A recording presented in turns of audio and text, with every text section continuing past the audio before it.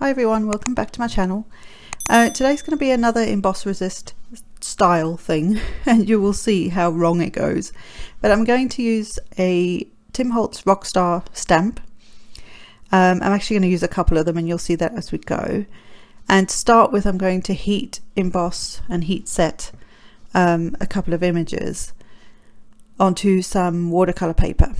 Now this first one goes very wrong and you will see that, but I decided to leave it in like I do with most of my videos. I will leave in the boo-boos because sometimes this is just how it goes, and sometimes you have to try these things and they go very wrong and then you have to start again. So this one went very wrong. So I've prepped a piece of cardstock with some watercolor cardstock, actually, with an anti-static powder tool. Then I'm using a Versamark ink, which is a clear sticky ink, to ink my image.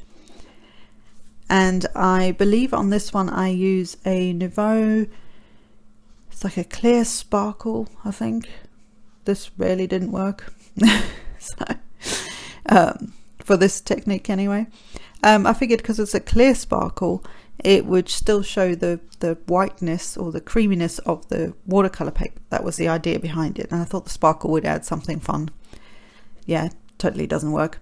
And then on the second one, I'm going to take a different image, just so that you've got two different ones to try and remember. And I do exactly the same thing to prep the cardstock, although I'm using the wrong image here, so I have to change that out in a second. And I'm going to heat set this one in some like some Nouveau black embossing powder.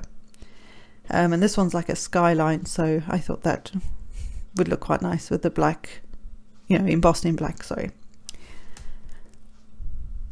And the idea behind today is that we're going to use we're going to use Gelatos to create an emboss resist, watercolor emboss resist, or whatever I'm calling this.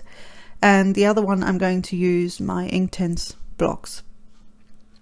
Neither worked. The Inktense block works okay-ish, you'll see, but yeah, it's a bit of a disaster for this first round anyway. But I'll show you a better way to do this that I found. Unless anybody knows, then please comment and let us know how you do it, because the way I landed up doing it did not work. So I've heat embossed them off camera just because, save some time, otherwise it's like watching paint dry. And I'm taking some gelatos here and I'm just going to take a few different colors. I decided to do a bit of a rainbow. I'm first going to stick this to my media mat.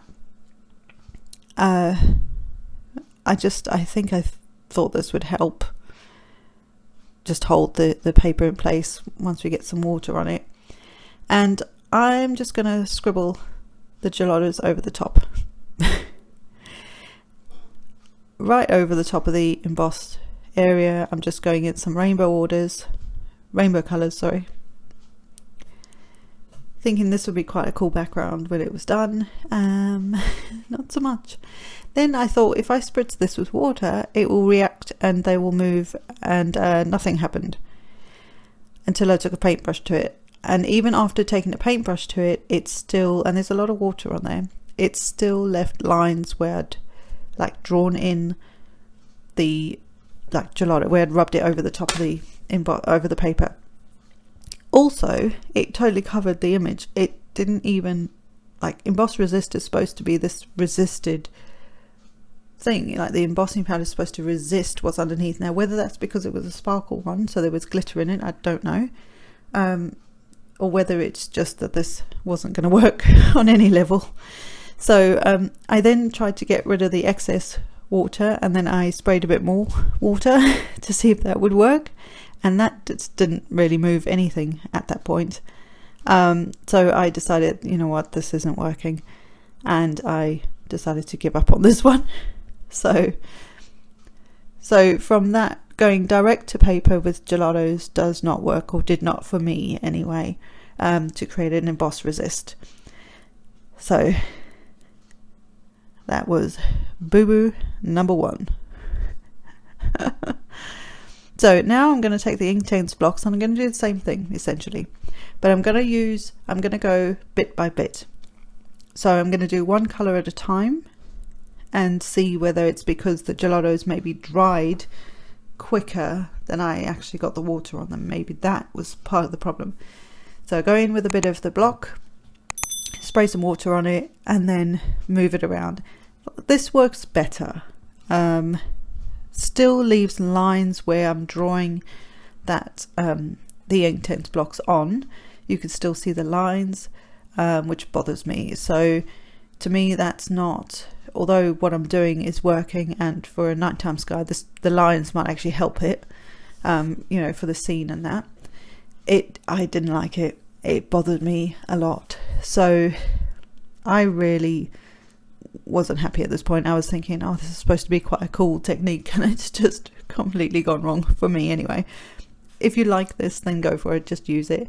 Like I say, for this scene in particular, the lines might actually work for it because there's the skyline and, you know, all that sort of thing, but I didn't like it. And maybe in person you can see more of those lines of where the colour was, you know, where it's sort of drawn on. So yeah, still not happy.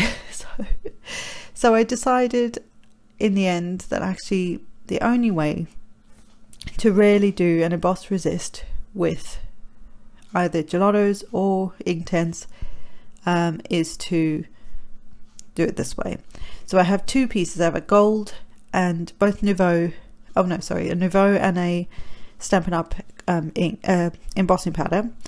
Used one of the other images in the same stamp set on a smaller piece of cardstock, and I'm going to actually put the colours direct on my glass mat and then add water to them. So I'm using 3 colours this time, and I'm just adding a bit of water to each, bringing a paintbrush in, mixing it up, and then I'm going in with my colour direct to paper.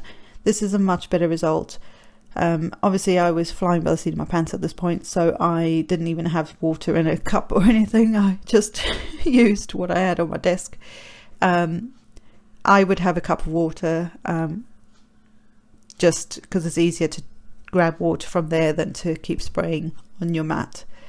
But this worked a lot better.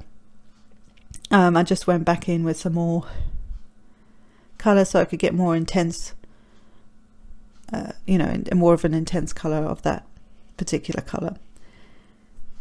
And I don't think my paintbrush was I wasn't even cleaning my paintbrush very well. So, but I think by the time I got to this point, I was just like, right, okay, this is going to be the only way that you're going to be able to do this.